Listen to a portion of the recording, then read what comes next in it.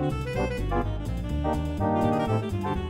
everyone, and welcome to another fantastic episode of Pigeon Baby, the show where we create original superheroes and supervillains for the Talk Slot Boys cinematic universe. I am your host, and my name is Tyler. And I am joined by my co-hosts who are also here. One of them is named Brennan. What's going on, folks? One of them is named Chipper. Heyo. And Kyle is also here. I am here, hello gamers. Hello gamers, what is up my gamers? We're here today, gonna do some more sweet, sick, quote-unquote improv. If you haven't watched before, this is a terrible intro, and all we're gonna do is we're gonna create an original superhero / supervillain off the top of our little old heads, using nothing but our imaginations and 3 randomly generated prompt words. We're gonna have 1 noun, 1 adjective, and 1 verb that we're going to use to base our character around. We've done a lot of these, and now we're going to do another one. Woo. If it's your first time listening to this, I'm going to shake your hand through the microphone. Yeah. Nice. Your hand was very wet, and I didn't like it, but it was kind of clean. Respect. Yeah. Well, Tyler, I tell you what, that was a really good intro because you remember the name. I did remember the name, and I did not remember the name last time. You don't remember the name the majority of the times. It's true. I always want to say welcome to the Tippity Top podcast, and then that just rolls off the tongue a lot better than Pigeon to Me Baby. You know, I think new tradition. I think at the beginning of every episode, we should all scream in unison the name of the show so that I never forget. I like that a lot. I think that's a great idea, and no one's gonna hate it. Yeah. Yeah, why not? You sound so motivated. Enthusiasm out the fucking roof. Wow. Well, Let's go. Oh yeah, it's great. yeah, man, I'm thrilled. Let's do it. Let's do it now. Let's do it. 3, Yeah, 2, excited. 1. Pigeon to Pigeon to Me Me, Baby. baby. That was fucking terrible. Fuck all of you. We're never doing that again. Yeah. I'm No one gonna wanted load up to. I'm gonna bring out the wheel. I'm gonna spin it. We're gonna get our first word. First up, we're gonna get our nouns. Wheel got spun. It's great. It's dinner. Ooh. Our noun is What? dinner. What is our verb? Our verb is demand? Is this like, are we gonna make just a a guy Karen? ordering food? and our adjective is shiny. What the fuck? Okay. I guess All they right. want everything on a silver platter. So we have dinner, demand, and shiny. Make this into a superhero. Not an easy task today. No, it's easy. We got this. All right, Chipper. Well, then you start us off. What are your? Oh, no. What's your I wanna first hear what you have to pitch say. it to me, baby. I want to hear it. Well, first off, I mean, I got nothing right now. I'm not gonna lie to you. He's gonna put that one It's in gonna the be thought hard. bank. Well, obviously she has to be like a Karen. Yeah, I feel like it Like has something to be like she has to always be like asking for the manager, or like, you know, something's fucked up with my dinner. I demand that this is fucking remedied. Maybe it is a single piece of glitter that floats through time and space. And by time and space, I mean the Earth. And by Earth, I mean like New York City. And it just floats around. And if it comes into contact with any other human being, it screams at a decibel that will shatter your eardrums that it wants food. And if you do not give it food, it will never stop. And it will continue to get louder and louder until you bring it food. And once you bring it food, it will float away. And when it makes contact with another person, it will do the same thing. It will never eat the food, though. Once you bring it the food, it will just leave. So it's another like monster character. Sure. I'm not quite sure how. Oh, we don't like that idea. What's your idea? Give me something better. Okay, so a piece of glitter demands food and doesn't eat the food, but once you give it the food, it leaves. Classic superhero right there. I don't. Where's That like is not the crime fighting power of that? Like, Obviously, because if anybody happens to be doing crime, they'll get really annoyed and possibly die of hearing damage unless they stop their crime and get him food. On the other hand, he could also stop you in the middle of a very important life-saving situation, so... what would stop one of these, like, crime doers from just, like, busting a cap in this dude's ass? Because it's a piece of glitter. You know how precise your fucking aim would have to be to shoot a piece of floating glitter in the air? What if you just burn it? How would you burn? It's one singular speck of glitter floating there. You probably can't even see it unless there's like light shining on it. Like if it's dark, you're fucked. Yeah, so if you get a flamethrower, it will just die.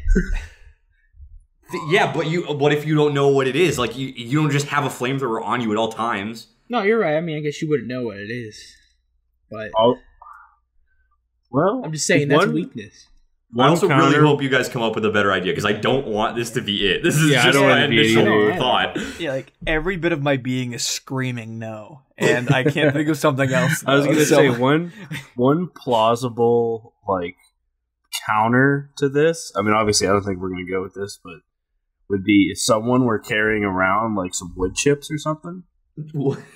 Honestly, like try this one day. If you get like wood shavings or like really like fine wood chips, and you toss them in the air and you light them, the whole fucking thing just like goes like it's like an explosion almost. I guess that makes sense. So if like villains were like, oh well, we don't see him, but we could fucking burn him out. You know, they start like arming their mob guys with like fucking like wood shavings and a lighter. I mean, old boy would be done like they super have that quick. much power that they have like guys that they can like arm. I feel like they'll just give them flamethrower. They probably have the capacity to just give them flamethrowers at that point. Well, that's what I'm saying. Like, what if like how many flamethrowers are there like on the planet? Like, is Elon Musk just gonna like fucking like arm this mob? I just feel like in a crime boss scenario, it'd be more realistic for them to have flamethrowers. Well, I'm just saying, if you don't have a flamethrower, just get some wood chips and a lighter. Boom, he's done. I got it. Then, like the whole area around it's just gonna be on fire. I'm telling you, try it one day. It's pretty dope. Chipper, pitch it to me, baby. Yeah, I have it. Okay, so pull us out of this hole. It is a crime boss dude, right? A kingpin-esque character. It doesn't have to be. It doesn't have to look like him at all. It's just like a crime boss. He's someone that when he has a special power, like I don't know what he puts in the food, we can figure that out, but like he can serve you dinner and then once you eat whatever he serves you, he can demand you to do whatever you want for him and make you his slave. And he's very shiny. So he's kind of like Gordon Ramsay with extra steps in that capacity. Ooh. What if he's able to just spawn dinners? Well, I'm trying to think like he could be more like mischievous, like people don't know why they're like people are turning into slaves. They're just like, yeah, every time someone goes to like one of his like meetings, they just never come back to their lives, and you know, he gets like a bunch of mad scientists to work on projects for him and whatnot. And his name is Morton Slamsey, basketball playing chef extraordinaire. Why basketball? Because his name is Morton Slamsey. Of course, you got slam dunk stuff. That's his cover though. That's his cover because he's like he's this world famous like guy who's really really good at basketball, but also equally as good at cooking up a mean steak. Right? Okay. Like just he's a super chef. He'll dunk on you while he's like fucking glazing onions like with the other hand. And so he achieves all this fame. He's signed by like the fucking Nuggets. The Denver Nuggets. Sure, he plays for the actual Nuggets. Team, the Denver. I was gonna come up with a fake name, but sure, let's get endorsed by the Denver Nuggets. That's fine. I was gonna play with the Chicago Chicken Wings. Like, well, Nuggets referred to gold. Yeah, well, obviously, there's not a fucking professional NBA team named after chicken nuggets. I'm just saying, saying, man, it made sense. I was like, oh, it's shiny nuggets. I mean, it's a nice play on the name. I like it because it's like food, but also like gold, which is shiny. Exactly, it's just the perfect double entendre. I understood it. So I think that he plays for the Blasttown Basters. There you go. Fuck, they wear chef outfits. Yeah, they wear chef outfits. Like everyone else wears actual like basketball attire, and they just dress like chefs. What if their mascot is like a turkey baster? Oh, yeah. This is a dude in like a big like baster fucking outfit somehow. He walks around Maybe with, like, white cream the in team him. is named after Morton Slamsey, and Morton Slamsey is a baster. Can he be the owner? No, Is I want he him to be shiny on the team. though? Yeah, he's a shiny baster with human limbs and a face that looks very similar to Gordon Ramsay, but not so much that the likeness would get us sued. I feel like making him a baster downplays his mischievousness. I don't know. I Would you think that take him it would just seriously? up his fame factor. Maybe, because that's a little far-fetched, even though we have characters in this universe who have, like, volcano cocks and whatever. This is apparently where we draw the line. Maybe he just wears, like, a mascot suit that is a baster. Mm-hmm. And then Just all the time? Just all the time. It never takes it off. Like, really no one actually shiny- knows what his actual body looks like. Even when he's, like, fucking chicks with all of his fame and power and money. And he's just getting these bad bitches back in his, like, mansion, right? He still fucks with the baster costume on. Okay. Maybe that's where, like, he gets his powers from. I don't know. Like, he becomes, like, this, like, god-tier chef as long as he's wearing the baster suit. So he just never takes it off.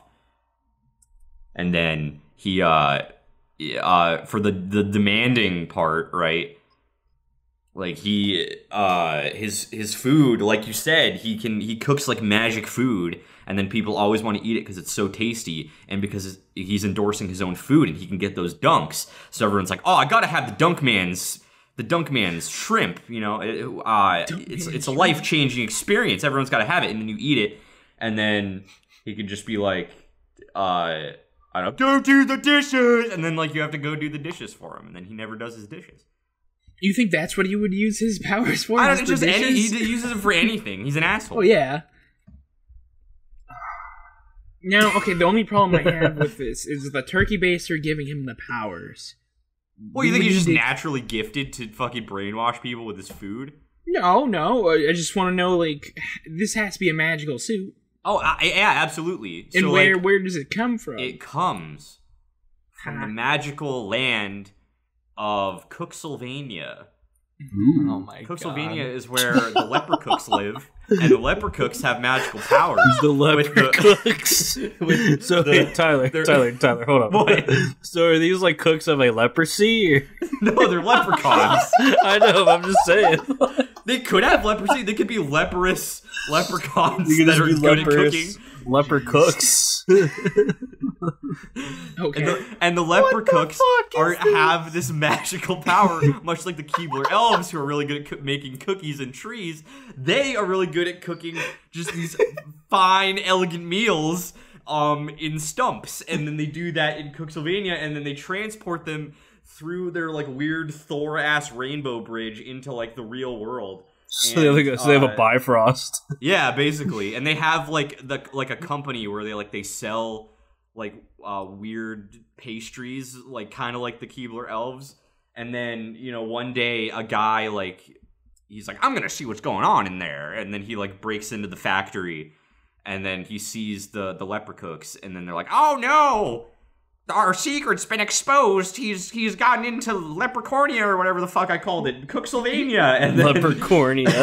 and then, Time out. So no one's ever been in this factory? There's No. This no one's ever cared enough, but he, being the slam dunk superstar that he is like, I need to know the truth because I love their products. They give me the fucking energy and finesse to dunk on all these noobs. I want to meet the people in charge of this fucking pastry company.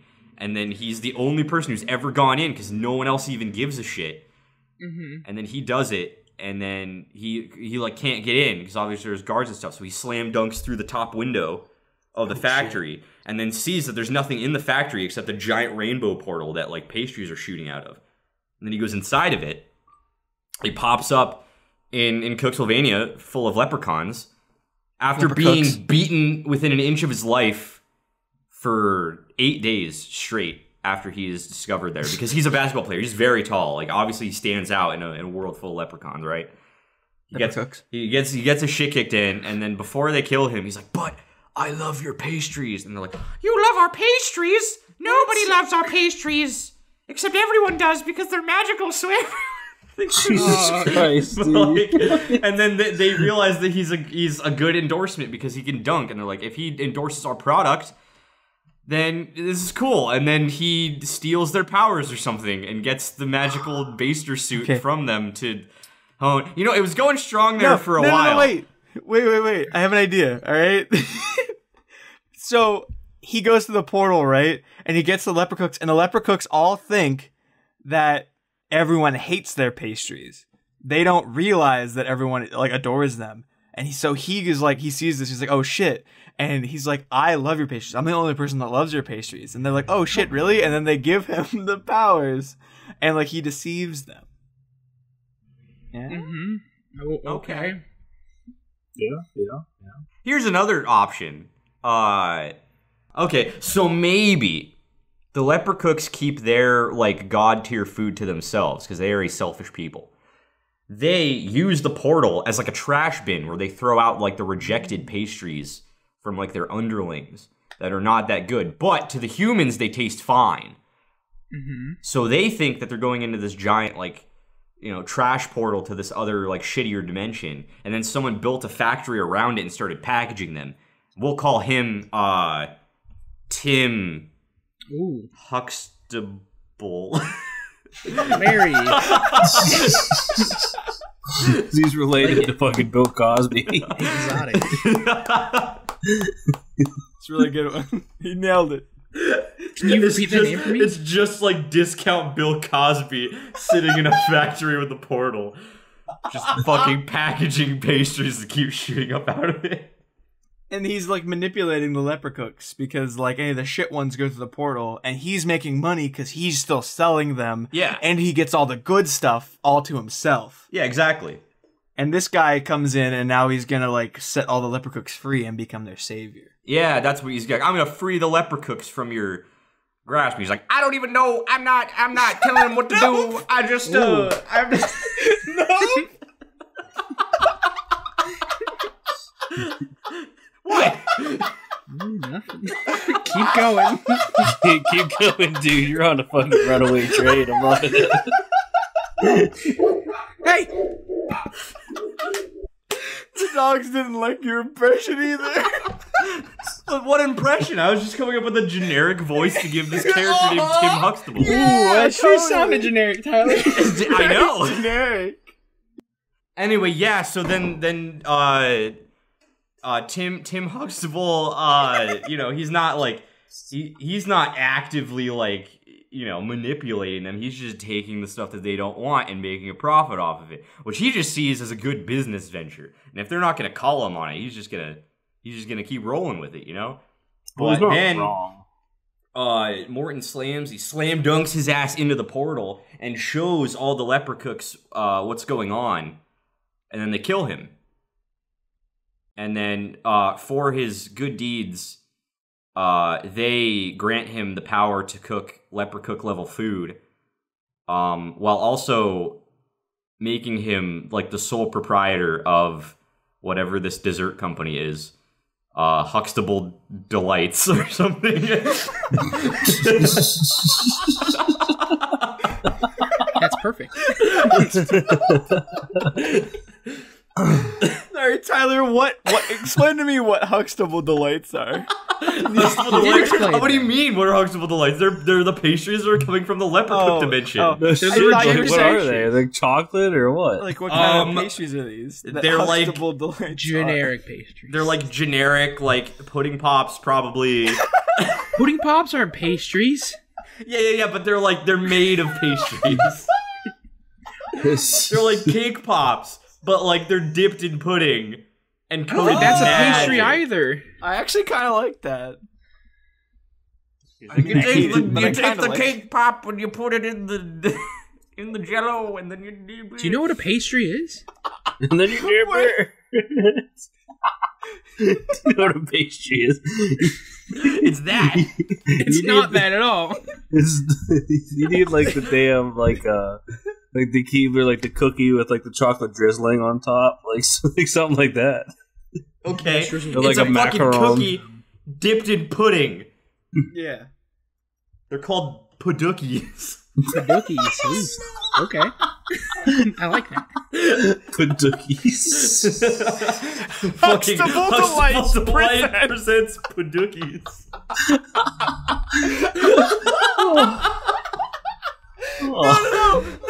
No, they're like the fucking like little stick pastries, and then you dip them yourself Yeah, there we go. into the pudding. And it's like Huxtable. It's like you gotta dip them in the pudding. He has like a fucking ad campaign.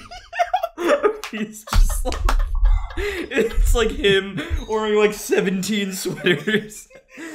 He's just like dipping things in fucking pudding. Oh my god. Oh my god. It's Huxtable Delight. Fucking dip your kid in that shit. Dip your kid in that shit. That's the official like tagline of Huxtable Delights is dip your kid in that shit. No, it's specifically fucking dip your kid in that shit. So he just takes his own brand of like Jello pudding and like and just fucking takes the pastries that pop up and like packages them as like dipping combos. I love it. But he's not the important character. The important character is Morton Slamsey.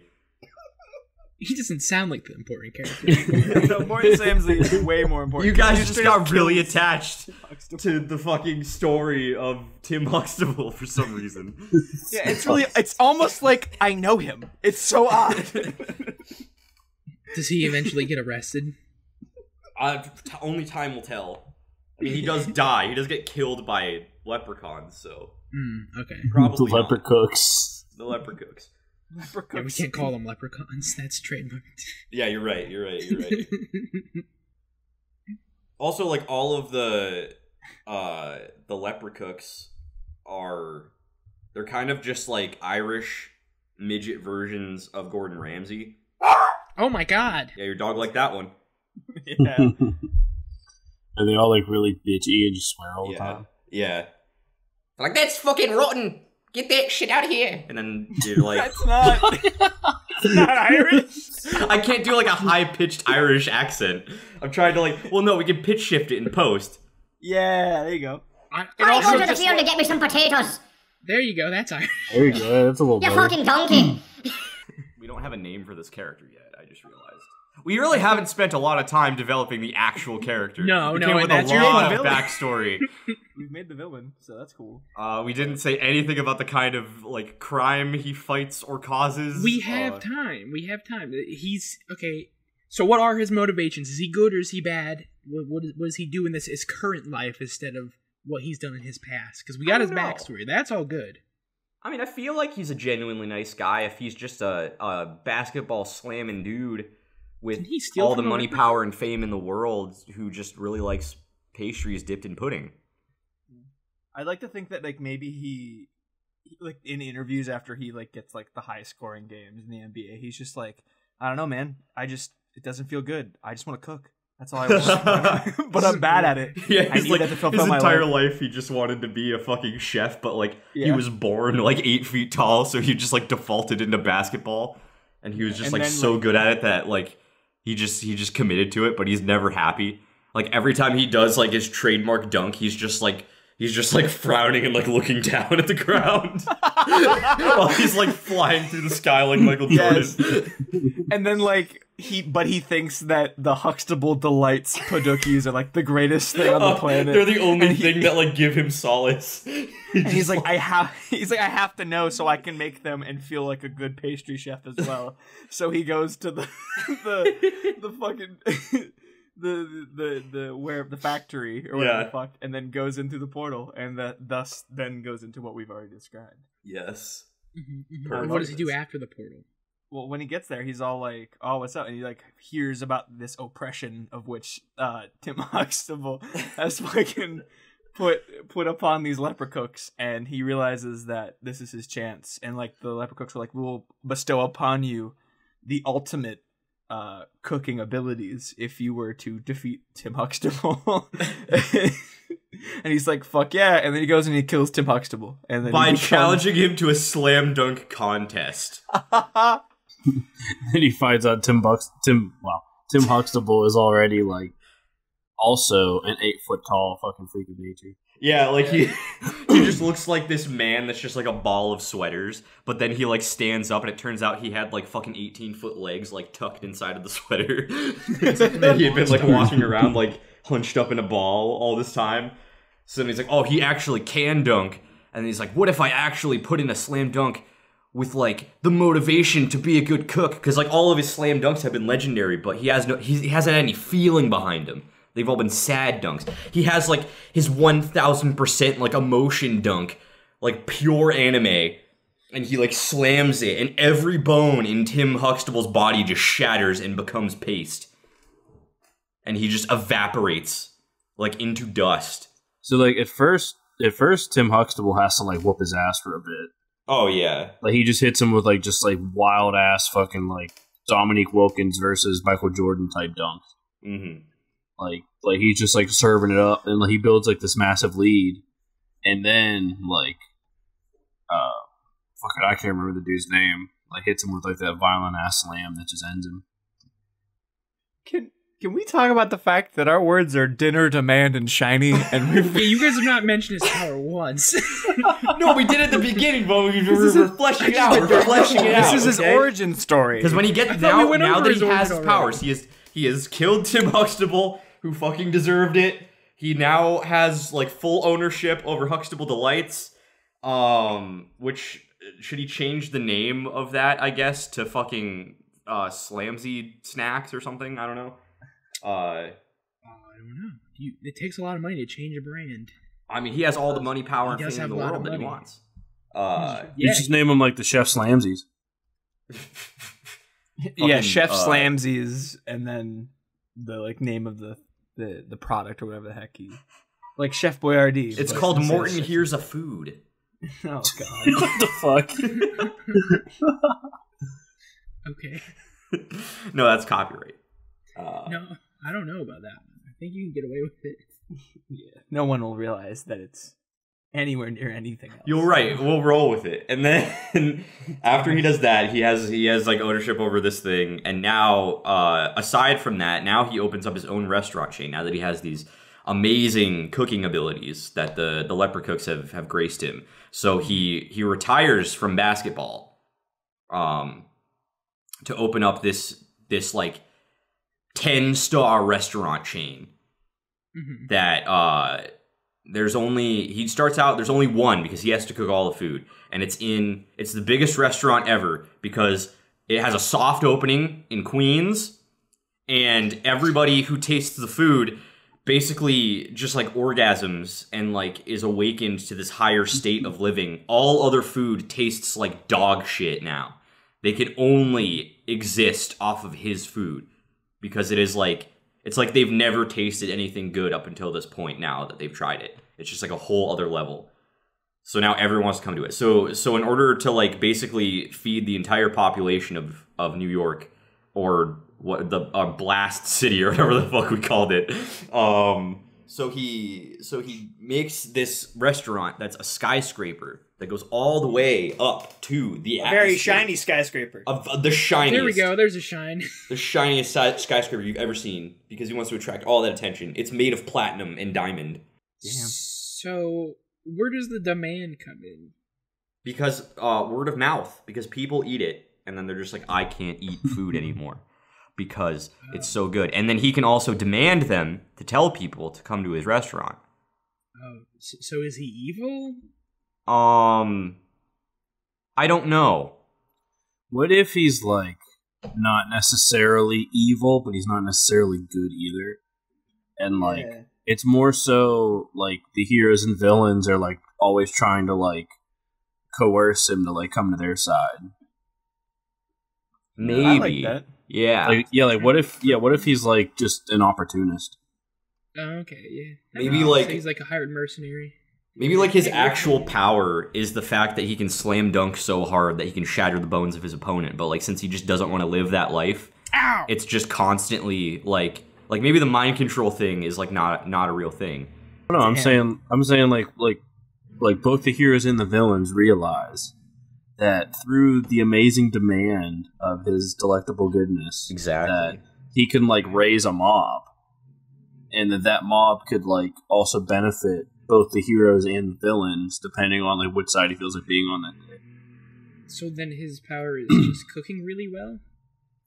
Well, I mean, also he can dunk and like, basically turn people into mush. But like, yeah. That's like what the people really want him for. It's just it's a perk that he also has like the fucking godliest cooking ever. That will just like destroy your palate because it's so good. Is he still in like a baster outfit? Is that still a thing that we're doing? Yeah. He's in a baster outfit. Can the baster have bling all over it? Yes. Yeah. I'm like thinking like a solid the gold baster. The outfit. baster is like covered in like sequins because it's shiny, right? So it's very like it's very I don't know the word for it.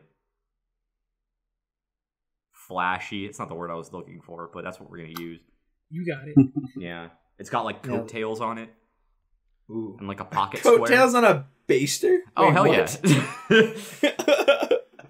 Also, like the baster, like if he baster. squeezes himself, like if he squeezes the sides of the costume gently, then like Leprechaun magic like just spooges out the top of his baster thing. And he can use it to like magicify his food. Yeah, that's the secret ingredient to all of his food. Yeah. Leprechaun goo. Yes. His leprechaun. Leprechaun goo. He has to use both hands to extract it. This is such an odd character. By odd, you mean incredible. I mean, this is such an odd list of... I adore everything we've made. However, it feels so off the beaten path to get to where we needed it to be to use the words. But I kind of love it. That's interesting. That it's different than what we've done with every other hero. Yeah. We're changing the game here. Yeah. We are unique every time. Oh yeah. He doesn't necessarily need to be like a mainstream hero, We're fleshing out the universe, We need some side characters. He's an absolute C tier to Z tier character. I think like in an apocalypse level event, the heroes would come together and try to convince him to use his slam dunk to like take off the baster suit for a day and like get his slam dunk powers back. Because obviously you're gonna have a hard time dunking in a baster suit. I thought that's what his whole thing was. He was so good he could dunk in a baster suit. What if at like the end of like the first like movie or like the end of like the first like trilogy per se, there's like this epic battle like between like the goods and the bads, and like out of nowhere this dude just comes in and like slam dunks and kills like like the most epic like villain, and then like everyone's sitting there like with their jaw on the floor, and he's like, I'm tired of you guys fucking fighting. And then like goes back to like his basing business. They're just like ruining my business. I need you to stop. like this dude could be god tier, but he just chooses not to. I had to fucking stop steaming my broccoli to come down here and put a stop to this. This fucking violence is terrible for my business. Yeah, like his dunk causes like such like a violently gory, like brutal death that they're just like, holy shit. And like everyone just like stops fighting and like goes home. It's like what they witnessed today was like that unbearable. Damn, I kind of love this character. I think he's one of my favorites. Definitely much better than fucking Code Thread or whatever the last Code one was. Thread. Fuck that shit. Shut your mouth. Code Thread is legendary. It's amazing, dude. One fucking sucked. That was like the worst one we've ever done. You shut your mouth. Shut your whore mouth. Honestly, I'm offended. Just kidding. She is pretty trash, but shut your mouth. I feel like his chipper wasn't there. Yeah, I still like the name Code Thread though. I have a question. Yeah. So if the heroes and villains, they know about his his power or whatever, like how good his cooking is, and he can just get people to follow him or whatever. Would anybody fall for it on the heroes or villain side anymore? Would they, or does he have to like? Does Huxtable have to just jump in and squeeze his, his baster and splooge the person he wants to command with it? Well, it's not Huxtable. It's Slamsey. He also doesn't command people. He demands.